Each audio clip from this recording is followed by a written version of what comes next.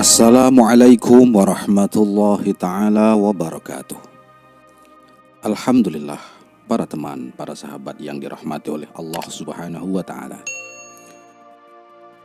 Sulaiman bin Abdul Malik berusia sekitar 40 tahun ketika akhirnya berhasil menggantikan kakaknya Al-Walid bin Abdul Malik sebagai khalifah ketujuh dari dinasti Umayyah. Al-Walid dan Sulaiman sebelumnya ditunjuk satu paket oleh ayahanda mereka, Khalifah Abdul Malik bin Marwan. Lantas, bagaimana sosok dan kepemimpinan Khalifah Sulaiman ini? Sulaiman dibaiat menjadi khalifah pada tahun 96 Hijriah. Dia tercatat sebagai perawi hadis Nabi dari jalur ayahnya dan Abdurrahman bin Hunaidah. Sejarah mencatat bahwa dia dikenal sebagai orator ulung dan senang berperang. Dia melarang nyanyian dan musik. Dia telah menghidupkan kembali sunnah Nabi untuk salat di awal waktu, yang mana sebelumnya, menurut Imam As-Suyuti, Bani Umayyah mematikan sunnah Nabi dengan mengakhirkan waktu salat. Di samping itu, masih menurut Imam As-Suyuti, Khalifah Sulaiman bin Abdul Malik terkenal sebagai pecinta kuliner. Dia bisa melahap 1 ekor kambing sendirian, plus 6 ekor ayam, dan memakan 60 buah delima sebagai cemilan cuci mulutnya. Namun demikian, dia seorang khalifah yang percaya diri, bahkan sampai ke tingkat narsis. Baik Imam At-Tabari maupun Imam As-Suyuti sama-sama meriwayatkan kisah bagaimana Sulaiman memakai surban hijau dan bercermin, lalu memuji dirinya sendiri yang menurut penilaian dia sendiri. Dia berkata, dalam puncak kesempurnaan dan keperkasaan seorang laki-laki. Mungkin para sahabat, kalau beliau saat itu sudah punya akun media sosial, isinya hanya dipenuhi foto selfie dia sebagai seorang raja. Ironisnya, dia wafat seminggu setelah sikap narsisnya itu. Lalu, bagaimana dengan kebijakan Khalifah Sulaiman bin Abdul Malik ini? Di masa dinasti Umayyah terjadi tarik-menarik pengaruh antara dua kubu, yaitu kubu Qais yang berasal dari Arab Utara dan kubu Yaman dari Arab Selatan. Pada masa Muawiyah, pendiri dinasti Umayyah, kubu Qais mendapatkan angin segar. Kubu Qais ini dianak emaskan ibaratnya. Kemudian pada masa Marwan, kubu Yaman mendukung dan membela Marwan, sehingga kubu Yaman ini pada masa Marwan ini menjadi anak emas. Sementara di dalam kubu Qais mendukung Abdullah bin Zubair di Mekah. Lalu pada masa Sulaiman bin Abdul Malik ini, angin politik yang semula berpihak pada Qais di masa Khalifah Al-Walid bin Abdul Malik menjadi berubah arah. Sulaiman yang sebelumnya gubernur di Palestina ini lebih condong kepada kelompok Yaman. Kita menjadi paham bagaimana agama dan etnik saling berkelindan dalam politik kekhilafahan masa lalu. Itulah sebabnya Sulaiman segera mengganti sejumlah gubernur yang berasal dari suku Qais dengan para tokoh Yaman. Misalnya Utsman bin Hayyan, gubernur Madinah yang baru menjabat kurang dari 2 tahun, langsung dicopot. Gubernur Utsman saat itu sedang berkhalwat di Masjid Nabawi untuk beribadah menghadapi malam ke-21 Ramadan. Namun, sikap gubernur ini hanya dianggap pencitraan belaga agar terkesan alim. Maka, segera saat utusan Khalifah Sulaiman tiba di Madinah, tentara Khalifah mencopot serta menyeretnya keluar dengan rantai besi. Kemudian gubernur Mekah, Khalid bin Abdullah Al-Qasri, juga dicopot dan diganti dengan tokoh dari Yaman yang bernama Talhah bin Dawud Al-Hadrami. Nasib lebih tragis dialami gubernur Khurasan, Qutaibah bin Muslim. Qutaibah adalah seorang jenderal ternama bersama Hajjaj bin Yusuf di masa khalifah sebelumnya yang amat besar jasanya mendukung Bani Umayyah dengan segala cara. Ketika Khalifah Al-Walid bin Abdul Malik hendak menyingkirkan Sulaiman dari jalur suksesi, Qutaibah mengusulkan agar Al-Walid memilih anaknya ketimbang mengikuti kesepakatan sebelumnya untuk mengangkat Sulaiman. Lalu, begitu Sulaiman berhasil menjadi khalifah, Qutaibah ini merasa dia akan menjadi target politik pembalasan dari Khalifah Sulaiman.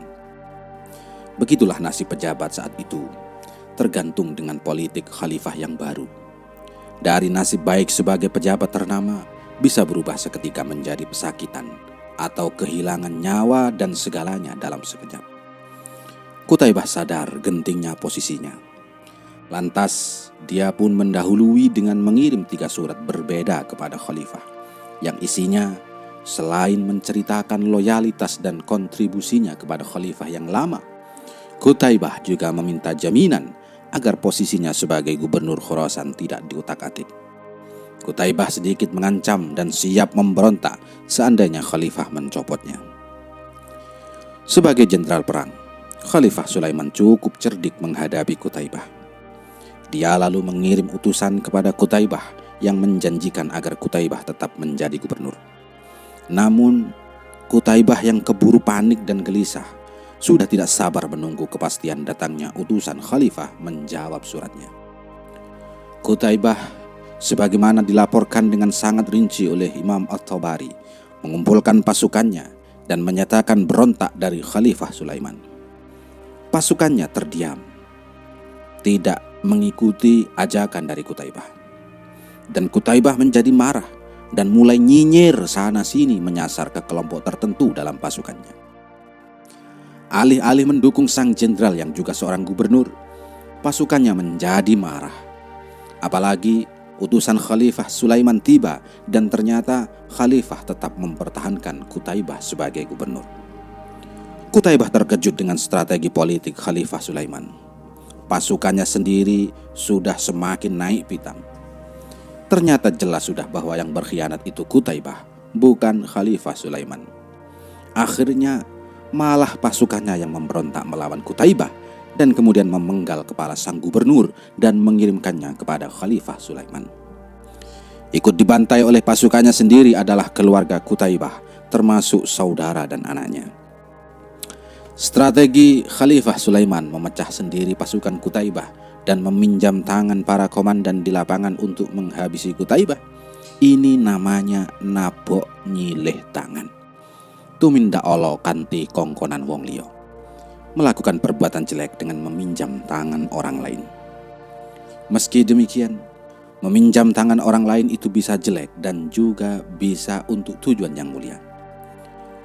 Salah satu kelebihan Khalifah Sulaiman dalam masa 3 tahun kepemimpinannya adalah dia menjadikan Umar bin Abdul Aziz sebagai tangan kanannya. Kebijakannya banyak dipengaruhi oleh Umar bin Abdul Aziz. Umar adalah putra Abdul Aziz yang seharusnya menjadi khalifah menggantikan Abdul Malik. Abdul Malik ini saudaranya Abdul Aziz.